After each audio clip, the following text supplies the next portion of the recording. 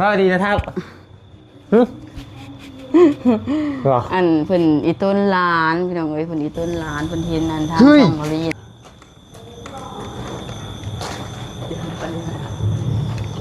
เฮ้ยยังนี่เฮ้ยยังนี่เฮ้ยต้นล้านเพิ่นเห็นอันทางช่องบริษัทเพิ่นก็คือเห็นเฮาว่าอันเรื่องลูกพี่น้องคืออันซุมเฮาอันน้องดับเตอร์เพิ่นก็นอนพื้นว่าลุงดับเตอร์นอนพื้นเพิ่นได้อีต้นล้านเพิ่นก็เลยซื้อเตียงให้พี่น้องเอ้ยมียังคือแม่แก้วเฮ้ยแล้วก็พอสุขสวัสดิ์พี่น้องเอ้ยขอบคุณขอบใจเพิ่นหลายๆพี่น้องเอ้ยประเทศน่ะแม่นว่าดีแบบมันหลายเฮากำจัดมันยากพี่น้องเอ้ย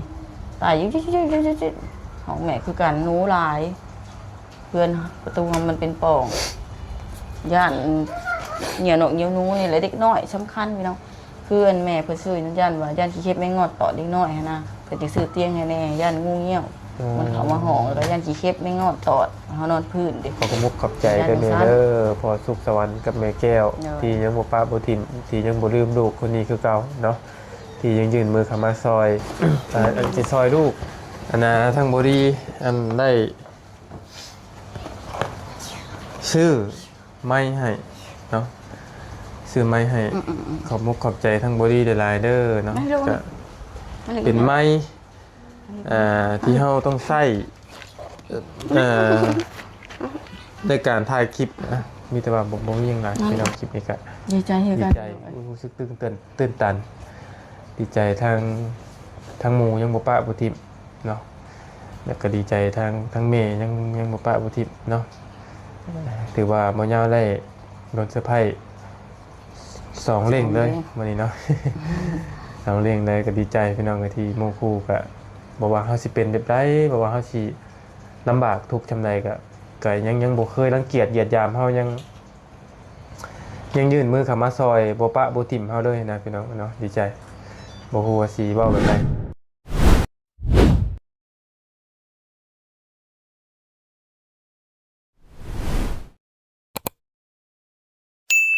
พี่น้องเลยเนาะพอดีแม่น้องเวเตอร์ให้ชื่อแพนเฟิร์สพี่น้องเลยเราจะบอกให้ซื้อน้ำก่อนไหมว่าเห็นเบิ้งวันซีแต่ว่าส่งกับบ้านมาซีก่อยว่าไปซื้อเองนมหันก็ว่าสิผูกคิดก็ดอกเหลือผู้อยู่เจ้าบุญมีเหลือประมาณ6กี่แหละตอนนี้6 แสนเพื่อนกะ6นะพี่น้องเลยเพราะว่ายังกี่คนของมาแต่เพื่อนนั่นอยู่แล้วก็กับรถได้6 มา6รถเฮาเพราะว่าเพื่อนมันโมมีหม่องเงินจอดรถต้องเอารถขึ้นมาจอดไว้เทิงพี่น้องเนาะพื้นก็ยังบ่ได้ปูตาโลกเลยธรรมชาติพี่น้องเนาะเหมือนเดิมเลยเนาะแล้วก็ไปเข้าหานักเตอร์ก่อน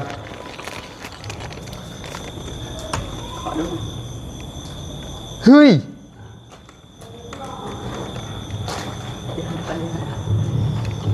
เฮ้ย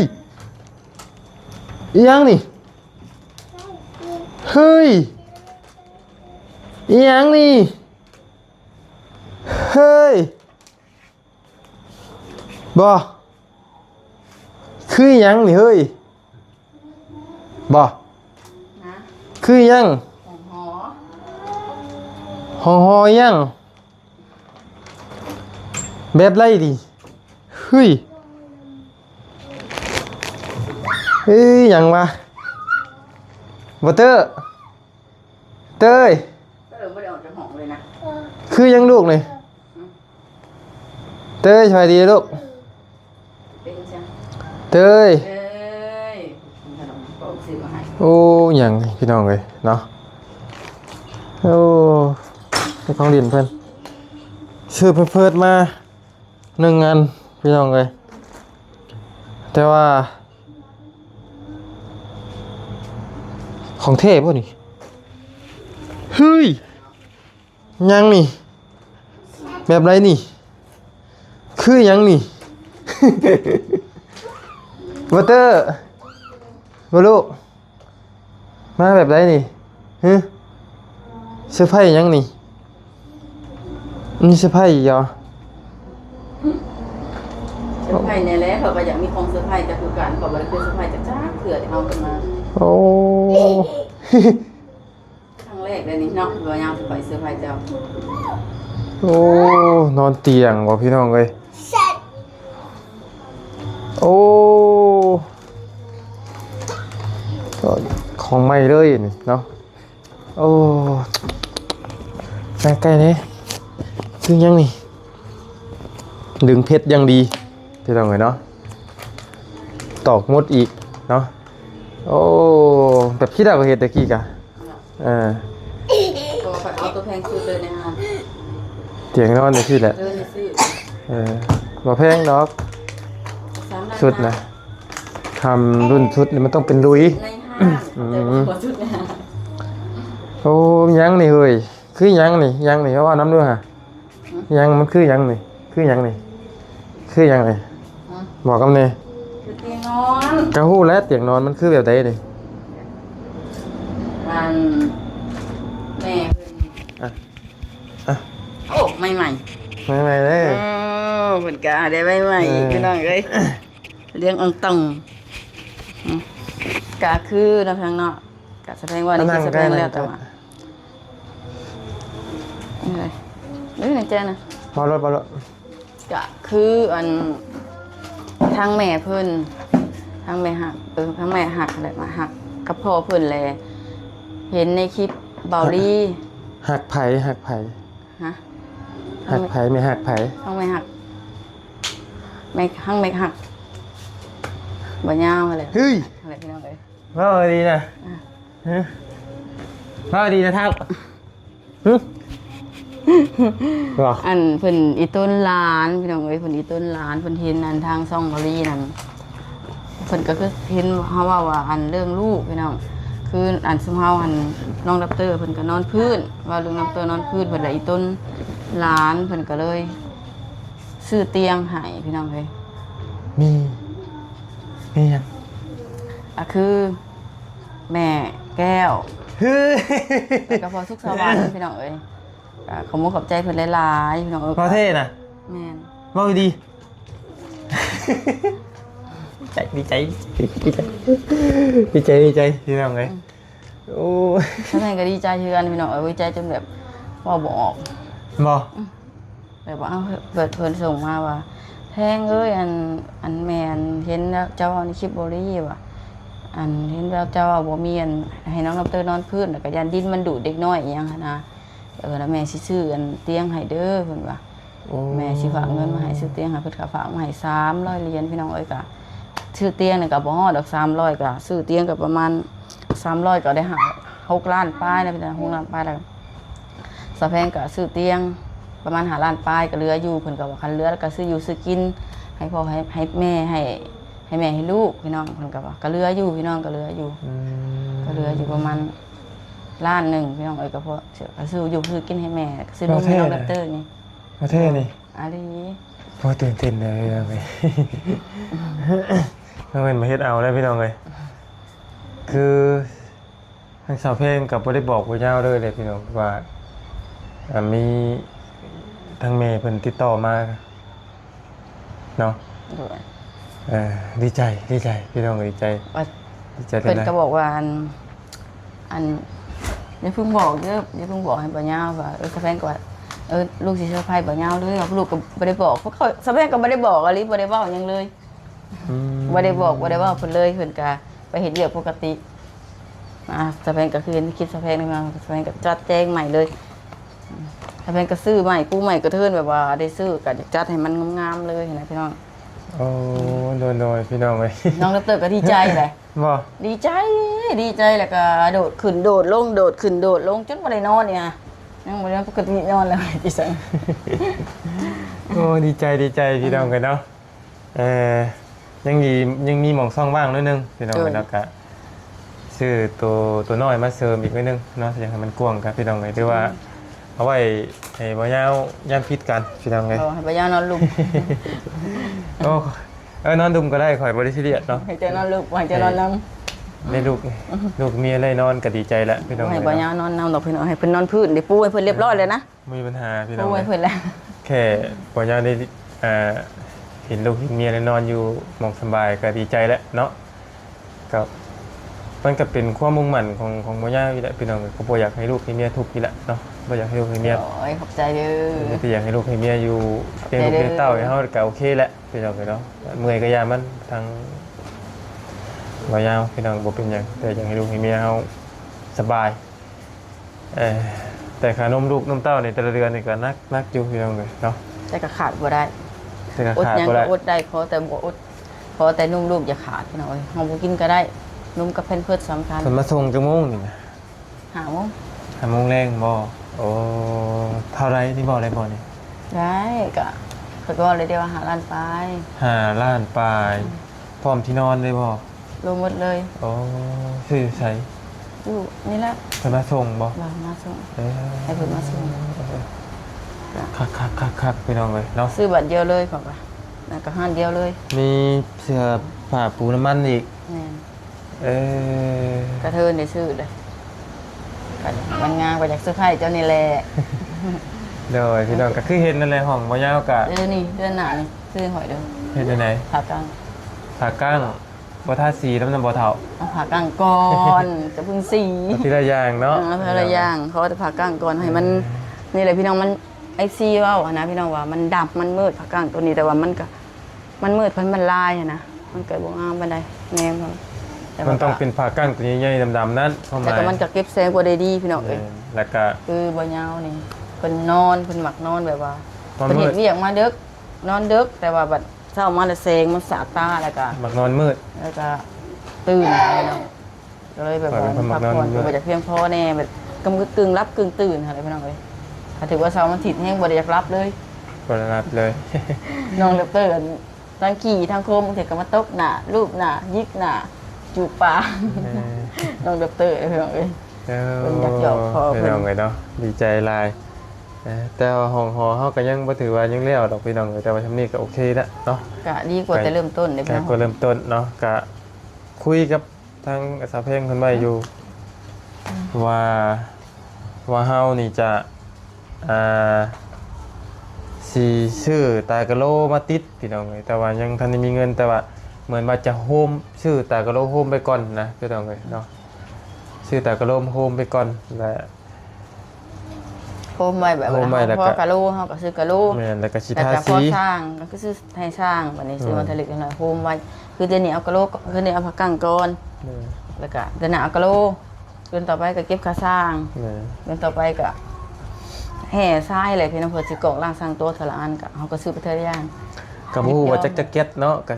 ช่างเพิ่นว่าเก็ตจะเก็ตก็ เช่าอยู่เลย 20เก็ตละเท่าไหร่ก็ ขาติดฮะ แม่ ขาติดก็ว่า100ห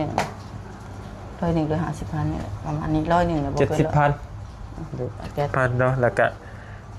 บ่ฮู้ว่าแก๊สหนึงนี่มันเท่าไหร่อีกบ่มันมีอยู่5แผ่นบ่แก๊ส 4หรือ6 6แผ่นบ่ แผ่นประมาณนั้นจังมันก็แล้วแต่แผ่นใหญ่แผ่นน้อยบ่เคยซื้อจักเทื่อเพื่อนก็ยังบ่ได้ปูซ้ำบ่เคยซื้อจักเทื่อพี่น้องเอ้ย เรียกว่า2แสนหรือ2แสนนี่แหละแก๊สต่อแก๊สใหญ่นะ2แสนไปตีสุดละ อยากปูย้อนหยังพี่น้อง มันงามมันทำความสะอาดง่าย มันก็และอีกอย่างอยากปูขืนหนู แม่นหนูเข้าห้อง หนูเข้าห้องพี่น้องเอ้ยแบบว่า มันเป็นโป่งในประตูแล้วก็มันเถอะกะนอนกลางคืนนะมันเถอะ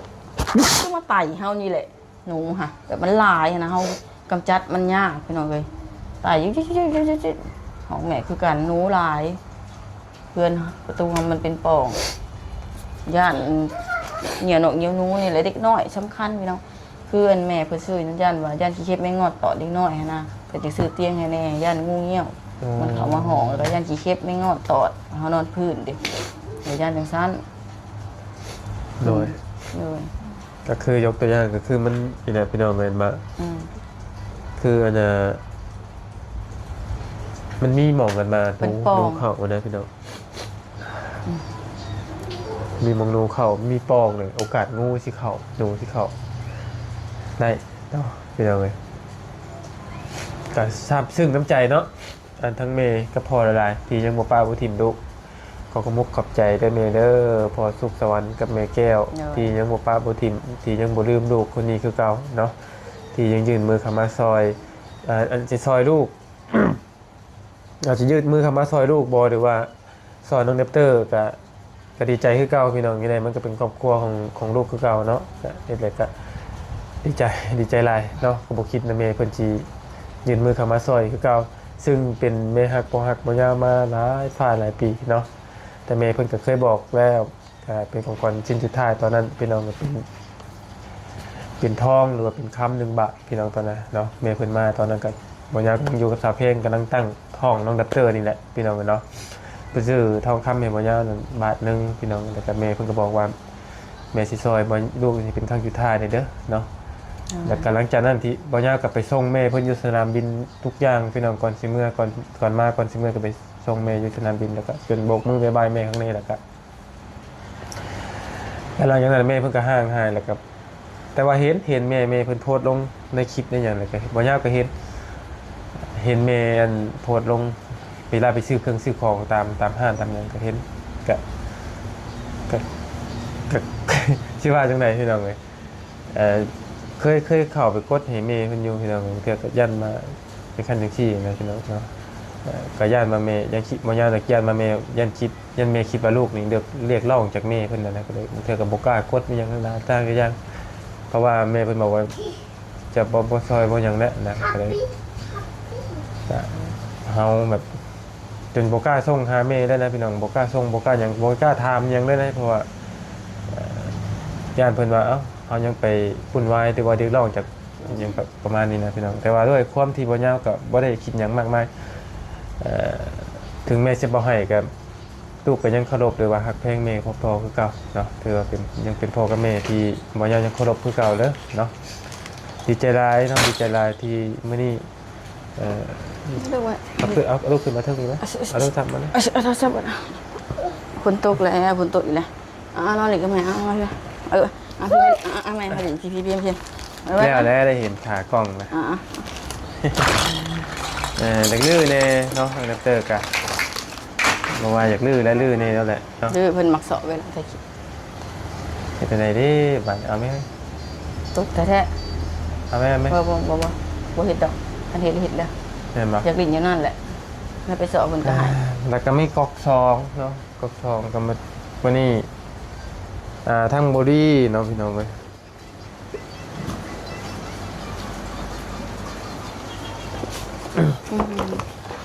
อันนั้นทั้งบอดี้อันได้ชื่อไม่ให้เนาะซื้อไม้ให้ขอบมุกขอบใจทั้งบอดี้เดลายเดอร์เนาะเป็นไม้ที่เราต้องใช้ในการถ่ายคลิปทุกมื้อเนาะ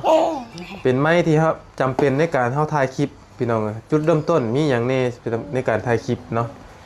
มีโทรศัพท์ก่อนพี่น้องเริ่มต้นถ้าบ่มีโทรศัพท์ก็บ่ได้แต่ว่าอยากให้มาเสริมคักแน่ก็ต้องเป็นไม้แหละพี่น้องเลยเนาะและไม้บ่ยาวน่ะมันอยากตายแต่ว่าถามว่าตายบ่ก็ยังพอใช้แต่ว่ามันเสื่อมสภาพเหมือนว่าถ่ายได้แค่คลิปเดียวนี่ก็ไม้เบิดแล้วเห็นบ่ข่อยจมกับเจ้าตลอดมันจากนั้นสากแล้วมันไปจากเขาพี่น้องบ่แม่นอันนั้นดอกบางเทื่อสากแล้วมันก็ไปอย่างนั้นประมาณคลิปนึงนี่ก็เบิดแล้วบางเทื่อเจ้านี่เปลืองไม้เด้อเจ้านี่หลายอันแล้วคือแม่ก็ซื้อให้จังอันก็แม่แก้วกับพ่อสุขสวรรค์ซื้อให้2อันยังอยู่ของแม่เพิ่นก็ยังอยู่ยังสีเหลืองเนาะแม่แต่ว่ามันใส่มันมีความเสี่ยงเพราะมันเป็นสายต่อ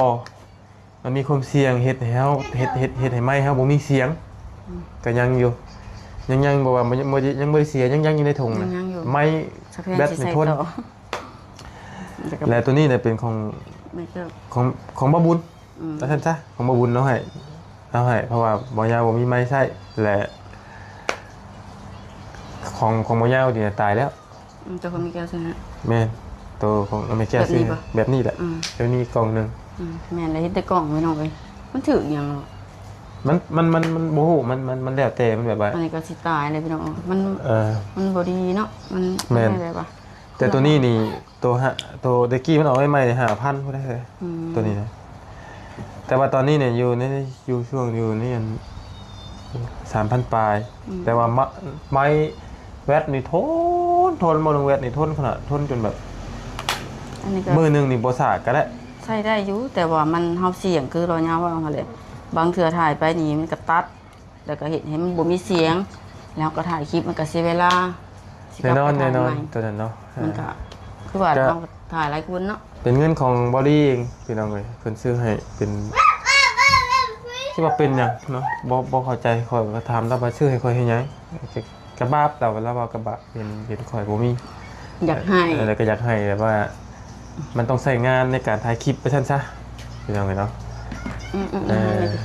ไปปะเอามาเลยกันไหมอ้าวมาพี่ละอุกากาลูกมาไหมมาคำแพง เสร็จปากก็ไปเสร็จปากก็รู้ไหมเสร็จปากกันนะ เนี่ย เอามีแต่นั้นนะพี่น้องเลยเนาะกะบ่คิด อันนี้กะบ่คิดว่าหมู่สิเซอร์ไพรส์พี่น้องเลยเนาะบ่คิดว่าหมู่สิเซอร์ไพรส์ไม่คือกันเป็นเงินเราเองแล้วก็กลับมาเฮือนบัด น้ำ กลับมาเฮือนบัดเห็น เมย์เพิ่นได้ว่าทั้งสะเพลงเซอร์ไพรส์ที่นอนอีกเนาะก็สำหรับบ่ยาวนี่นอนแบบใดก็ได้พี่น้องเอ้ยแต่กระบาบลูกนี่แหละเนาะเพราะว่ามันเป็นพื้นปูนน่ะมันเฮ็ดให้ดินดูดได้ ดุได้ขนาดสาดก็ยังดุก็คือสาดออกมาก็เปียกเบิด ดูดแล้วมันเมื่อยเวลาเราตื่นมาเนี่ยเมื่อยกระตรงกระโตเขาเนี่ยจะเมื่อยแบบจมเลยพี่น้องเนาะเพลียแต่ว่าตอนนี้ก็มีแต่ตัวนี้แหละเขาอยากปิดหูนี่เพื่อหนูมันหลายเนาะหนูมันหลายหนูน้อยๆอะพี่น้อง หนูน้อยรายการ หนูซิ่งมาทางอื่นนะ ไปหนูสิ หนูอันข่าวเพื่อนเล่าอีกแหละหนูซิ่งหนูน้อยๆนะหนูว่า แผลเลยพี่น้องเอ้ยหนูมัน มันมู กำจัดนะได้ก็ยังบ่เบิด มันมูมีแมวมันมูมีกับเก้ แม่ เนาะ นบ่มีแมวเว้ย อ่า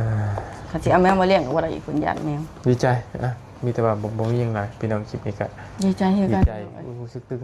นตันดีใจทางหมูยังบ่ปะบ่ทิมเนาะแล้วก็ดีใจทางเมย์ยังบ่ปะบ่ทิมเนาะถือว่าบ่ยาวได้โดนเซอร์ไพรส์2เร่งเลยมื้อนี้เนาะ 2เร่งเลยก็ดีใจพี่น้องที่หมู่คู่ก็บ่ว่าเฮาสิเป็นแบบใดบ่ว่าเฮาสิลำบากทุกข์จำใดก็ยังบ่เคยรังเกียจเหยียดหยามเฮายังยื่นมือเข้ามาซอยบ่ปะบ่ทิ่มเฮาเลยนะพี่น้องเนาะดีใจบ่ฮู้ว่าสิเว้าแบบใดพี่น้องคำเว้าหลายก็คือสิว่าบ่ยาวเสียแซงเว้านะแต่ว่าโดยรวมมาจากใจบ่ยาวดีใจพี่น้องเนาะคำเฮาเว้าหลายบัดสิว่าเฮาเรียกร้องแบบเสียแซงเว้าเหมือนแกล้งเว้าเอาพี่น้องเอ้ยก็ดีใจหลายที่ในหลายหมู่ก็ยังแบบยังบ่รังเกียจยังบ่ปะบ่ทิ่มเฮานะพี่น้องก็ยังยื่นมือเข้ามาซอยคือเก่าเพราะว่าสิหลายเรื่องพี่น้อง ต เอ้ย ลอด หลายๆเรื่องหลายๆอย่างทีโมก็ยังทุกอย่างมาหับมาส่งมาเอาเก้านะ น้ำมูกน้ำมันกับโบได้เคยเติมน้ำมูกจะเครือบอกกันตรงๆเลยนะเป็นเอาไงเนาะ เสียงเลยก็ขอให้สิ่งที่เจ้าให้ข่อยมาก็ขอให้เจ้ากลับไปหาเนาะกลับไปหาเจ้าร้อยเท่าพันเท่าเนาะมีแต่ก็ขอให้มีขึ้นอีกแล้วก็เจ้าให้ข่อยมาเท่าใดกลับไปหาเจ้าร้อยเท่าพันเท่านั่นแหละเนาะแล้วก็ทางแม่กับพ่อก็ขอให้พ่อกับแม่อยู่ดีมีเฮงนะพ่อกับแม่เด้อเนาะได้ลูกก็ยังคิดฮอดคิดถึงคือเก่าเนาะซาบซึ้งน้ำใจทั้งพ่อแม่คือกันสำหรับคลิปนี้ทำมาบ่ยาวบ่อย่างผิดพลาดไปหรือว่าบ่ถูกบ่ต้องบ่จบบ่งามในหูในตาพ่อแม่พี่น้อง FC บ่ยาวก็ต้องขอโทษขออภัยหลายเด้อพี่น้องเด้อเนาะก็ว่ามาทั้งเบิดนี่ก็มีแต่ด้วยความจากใจของบ่ยาวเองเนาะเอาเท่านั้นแหละพี่น้องเอ้ยมีแต่ผมขอบใจทางลูกเมียนำเนาะที่ซอยเลี้ยงลูกเต้าเบิ่งแยงลูกให้ดีที่สุดเนาะจะได้นอนนอนดีๆได้พี่น้องไงปานนี้ก็ดีอกดีใจ ก็มีแต่เฮาก็สิพยายามเก็บเงินบาสิปูกระเบื้องหรือปูตุตากะโลนี่แหละพี่น้องเนาะก็หลายๆคนก็อาจจะยังบ่ฮู้เนาะอันนี้เฮือนนี่เป็นเฮือนแม่เฒ่าพ่อเฒ่าบ่ยาวเด้อพี่น้องเด้อมีหมู่มีครูถามบ่ยาวอยู่ว่ามีแผนหยังออกคือหยอกซ่านบ่ถามเมาเรื่องแผนอนาคตชีวิตมันมีทุกคนพี่น้องเนาะสำหรับบ่ยาวเคยเว้าตลอดพี่น้องคือมีอาจจะมีแผนออก ออกเฮือนออกชานถ้ามีเงินมีคำก็อยากซื้อที่ดินไว้แล้วอย่าไปปลูกเฮือนชานเอาเองเนาะทำมาทำเองแล้วเคยบอกให้ออกก็บ่พี่น้องเว้ยเฮาบ่เรื่องอนาคตจ้ะพี่น้องเนาะ เพิ่นนี่บ่อยากให้หนี้แล้วพี่น้องบ่มีใครอยู่ ย เด้ กตัวอย่างอนาคตคือน้องนุ่งเอาคุกเอาผัวแบบนี้นะพี่น้องบ่ย่างแบบมองการไกลไปแบบ กับ นั้น ลูก เออ ซึ่ง แต่ ลู ก็ ก อ ให้ นาคต เต้า ที่ลูก มาแล้วพี่น้อง เออ เฮาก็ แต่แบบยังโมเมนต์มื้อนี้เราพี่น้องยังโมเมนต์มื้อนี้มื้อดอกจักย่ำไรเท่าหาได้ ได้ว่าไปซื้อ จักย่ำไรจักเท่าย่ำหาได้เนาะเป้าหมายในชีวิตของบ่ย่าตอนนี้ก็คืออยากได้รถใหญ่เด้อพี่น้องเนาะอยากได้รถใหญ่ถามมันยังขาดหลายบอกก็ยังหลายอยู่พี่น้องเลยขาดประมาณ300ไปล้าน4-5แสนพุ่นน่ะพี่น้องเอ้ยบอกกันตรงๆนี่แหละเนาะขาดมา4-5แสนบาทพี่น้องเลยเนาะผ่านบานไปต่อเฮาเนาะอยู่ดีไม่แห้งพี่น้องบุญคุณ FC เป็นคนที่สงสารทั้งครอบครัวเฮาเนาะถึงสิมีผู้ฮักและก็ผู้สร้างเนาะบ่เป็นหยังเฮาก็ดีมุกดีใจที่บางผู้บางคนเพิ่นก็ยังฮักจังเพลงเฮาอยู่เนาะก็พร้อมที่จะให้โอกาสทั้งเฮา2คนใน3ไม่รู้เขานี่แหละพี่น้องเอ้ยเนาะพี่ถึกอะไรก็ตักเตือนกันบ่ได้คอมเมนต์กันบ่ได้เด้อพี่น้องเด้อบ่อยากจะอ่านเบิ่งคอมเมนต์ทุกคอมเมนต์เนาะสำหรับคลิปนี้ไปก่อนนะพี่น้องเอ้ยอยู่ดีไม่แห้งอาบน้ำในก่อนหากันมาพี่น้องเอ้ยสวัสดี ๆ